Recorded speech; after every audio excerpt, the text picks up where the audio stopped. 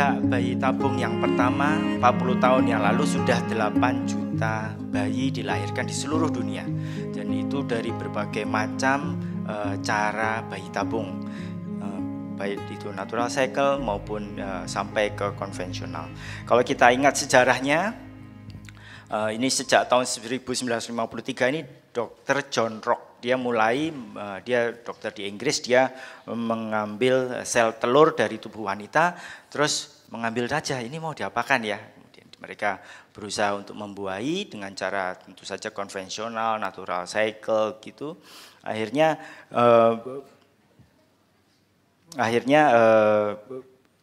peneliti-peneliti lain berusaha memfertilisasi dan akhirnya mulai ada keberhasilan, tapi baru dari sampai tingkat biokimiawi. Biokimiawi itu adalah beta HCG kalau yang kita sering tahu ya.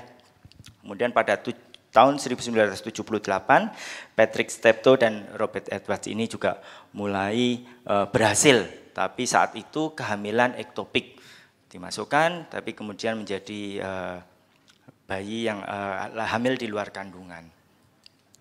Baru pada tahun 78 itu berhasil, yang kita sering dengar namanya Louis Brown, itu adalah bayi hasil IVF yang pertama kali pada tahun 1978.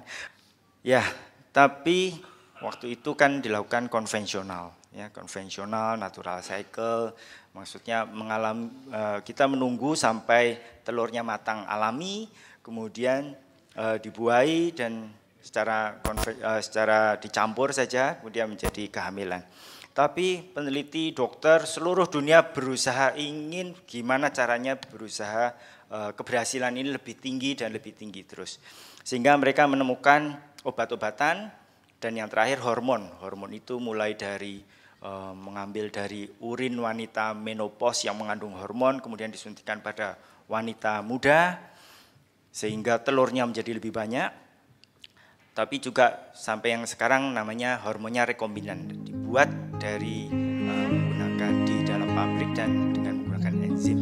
Nah, itu sehingga sekarang kita sering dengar ada banyak hormon yang bisa disuntikan pada wanita sehingga telurnya lebih banyak. Dengan telur lebih banyak, embrio kemungkinan lebih banyak. Kalau embrio lebih banyak, kemungkinan akan terjadi kehamilan lebih tinggi dari yang alamiah. Kemudian tadi disebutkan Dr. Diki ada ICSI, intracytoplasmic sperm injection, di mana kita dokter bisa menyuntikkan satu sperma ke dalam satu telur untuk mendapatkan embrio.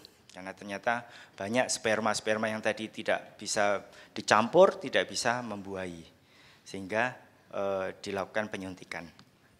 Kemudian tim Jepang ini tahun 2007 memulai dengan vitrifikasi atau simpan beku. Simpan beku ini sebelumnya metodenya adalah dengan simpan beku yang slow freezing. Jadi secara setiap menit diturunkan 0,3 derajat Celcius gitu ya, sampai embrio ini benar-benar beku di bawah minus 196. Tapi sekarang kita menggunakan fast, ultra fast, sehingga dalam kurang dari 1 detik sudah turun menjadi minus 196 derajat, sehingga embrionya akan hasilnya lebih baik daripada yang slow freezing. Kemudian laser assisted hatching ini adalah bagaimana caranya supaya embrio ini bisa menempel. Kadang-kadang embrio bagus, tadi saya sudah ngintip ada pertanyaan, sudah blastosis ditaruh tapi kenapa tidak mau menempel gitu ya. Jadi ternyata memang perlu hatching. Hatching itu ketika embrio yang sudah menjadi blastosis, dia sudah berada di tempat yang benar, dia harus terbuka untuk dia bisa mengeluarkan semacam, kalau kita punya gambaran yang gampang ya, mengeluarkan akarnya sehingga bisa tertanam di dalam endometrium. Nah, ini dibantu. Sebelumnya menggunakan jarum untuk membuka itu, dilukai sedikit, tapi kemudian menggunakan laser. Jadi terus penelitian itu berlanjut. Ya, Yang terakhir, kita juga sering dengar PGD atau PGS, yaitu Pre-Implantation Genetic Diagnosis. Itu ketika jangan-jangan embrio ini bermasalah nih, nggak mau nempel nih. Sehingga ketika embrio ini sudah menjadi tahap sekitar 20 blastomer, yaitu sel-selnya sudah berkembang dari 1, 2 menjadi 4 jadi 8, diambil beberapa, bisa 1, bisa 5, bisa itu diambil dan dianalisis menggunakan komputer. Dilihat ternyata memang sebagian dari embrio-embrio yang kelihatannya cantik ini ternyata di dalamnya bermasalah. Baik, jadi apa yang menjadi masalah utama? Sebetulnya adalah maternal age factor, ya, faktor dari usia. Kita lihat di grafik yang berwarna biru, itu menunjukkan kemampuan untuk hamilnya, fertilisasinya, untuk bisa telurnya itu dibuahi, itu kelihatan di situ.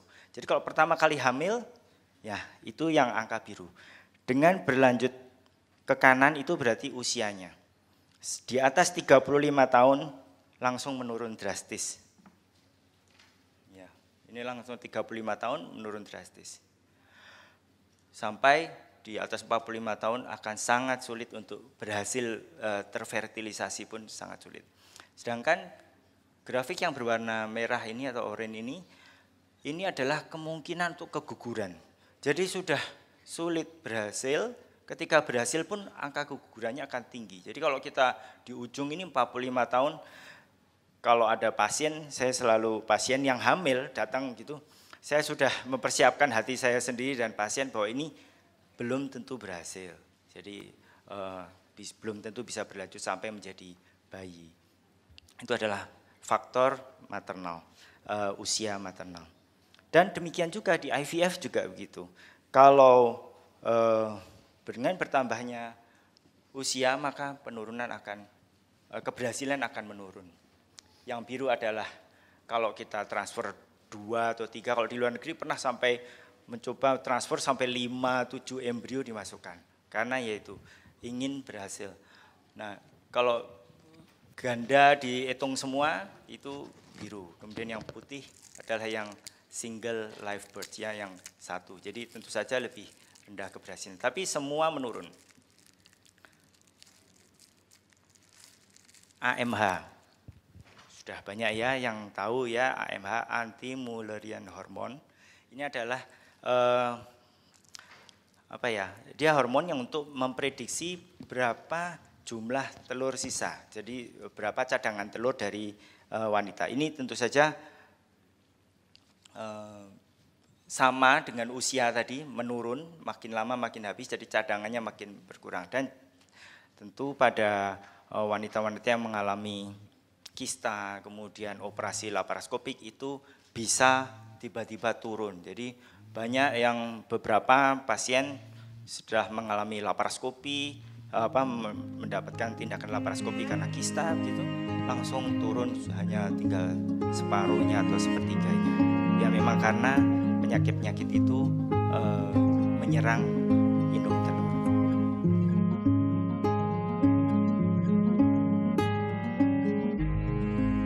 Ini topik yang sensitif ya. Yang ketawa berarti jangan tersinggung ya. Ini memang berat, jadi berat badan ya maksudnya ya. Berat badannya berat. Jadi ini kalau indeks massa tubuh atau BMI ini bisa dihitung dengan berat badan per tinggi badan kuadrat, itu akan terlihat bahwa kalau hasil penghitungan kalau di bawah 25 itu normal, kemudian 25 sampai 30 itu overweight, dan di atas 30 menjadi obes atau penyakit kegemukan. Di fertilitas dan IVF ini menyulitkannya di 3 hal. Yang pertama adalah pada wanita-wanita yang obes akan mengalami berbagai penyakit. Contohnya adalah polycystic ovarium syndrome, dan itu nanti berakibat pada kita harus menggunakan hormon-hormon yang lebih banyak. Tentu nanti biaya lebih tinggi. Kalau hormonnya sama, telurnya lebih sedikit. Dan kalau kita makin banyak hormon, ada kemungkinan komplikasi yang disebut ovarian hyperstimulasi syndrome. Nanti akan saya tunjukkan. Dan yang ketiga adalah kita sudah menengarai atau kira-kira ini pasien yang sama-sama embrionya bagus, ditransfer pada wanita yang slim dan yang gemuk, ternyata yang gemuk tidak, yang terutama yang obes ya, obes ini tidak bisa menempel. Dibandingkan yang slim, hampir sebagian besar yang berhasil hamil yang slim di bawah 25.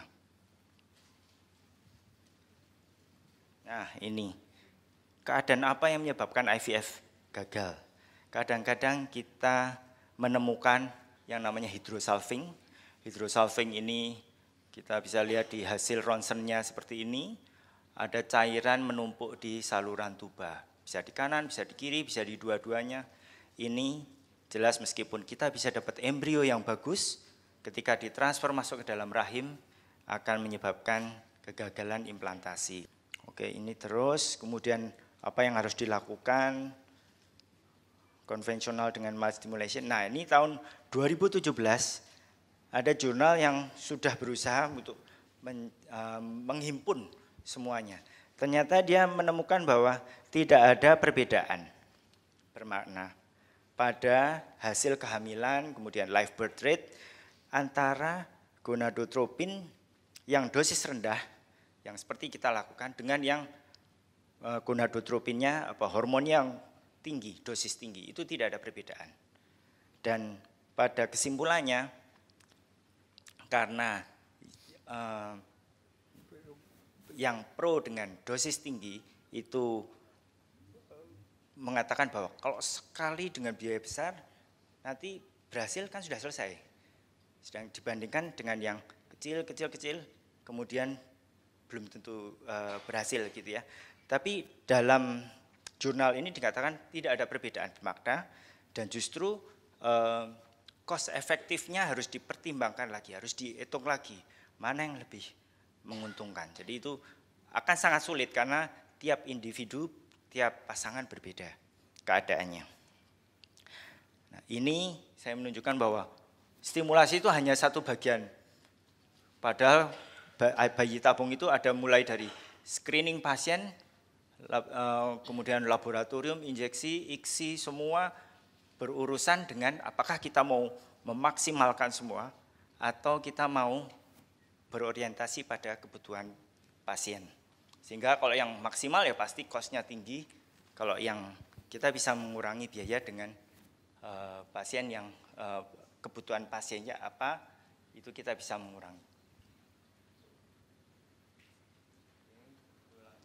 Ini saya menunjukkan masih 200.000 pasangan membutuhkan IVF, tapi baru 10.000 siklus IVF dalam setahun di Indonesia. Jadi masih harus banyak. Terus bagaimana? Ini saya menunjukkan di Eropa mungkin mudah kalau ingin memaksimalkan semua, karena mereka ada sebagian di cover asuransi. Sedangkan di Indonesia sebagian besar tidak, hampir semua tidak di cover asuransi. Jadi kita harus betul-betul memikirkan bagaimana protokol ini affordable. Ini adalah prioritas pasangan, semakin kalau sudah semakin usia, semakin berpikir ya, wah ini kita belum berhasil ada keturunan, kita harus bagaimana. Tapi sayangnya itu menjadi sudah terlanjur usia yang sulit. Jadi ini akan menjadi masalah. Kalau kita ingat yang tadi, faktor maternal X, jadi best strateginya apa? Yang lebih mudah. Harus lebih mudah, dan bagaimana biar bisa lebih mudah? Kita harus menyediakan yang terjangkau. Terjangkau itu bukan hanya di biaya, tapi yang dekat, yang mudah, yang simple, sehingga tidak menghabiskan waktu. Misalnya ini bisa gampang, tapi harus menginap 2 bulan atau 3 bulan, itu akan sangat menyulitkan pasangan-pasangan. Jadi waktu itu kesimpulannya saya memberikan apakah masih ada mild stimulation pada individual cause ini? Ya tentu saja sangat penting karena stimulasi yang lebih mudah, yang lebih ringan itu artinya akan affordable. Kemudian juga banyak pasangan infertil yang bisa dilayani. Kemudian banyak pasangan yang lebih mudah yang dapat dilayani sehingga keberhasilan secara umum akan lebih tinggi. Baik, ini yang mungkin ditunggu-tunggu. Tahun 2018 kita dengan menggunakan beta HCG 15 itu sudah keberhasilannya 33%. Dan tentu saja natural cycle dan mini stimulasi, karena kita membedakan mana yang mini stimulasi dan mana yang antagonis ini dari kemungkinan keberhasilannya. Jadi kita keberhasilan yang di natural cycle dan mini stimulasi lebih tinggi. Sedangkan protokol antagonis memang ditujukan pada yang lebih sulit sehingga keberhasilannya lebih rendah. Saya kira itu semua yang sudah saya sampaikan. Semoga bermanfaat dan mencerahkan. Nanti kita bisa diskusi lebih lanjut. Terima kasih.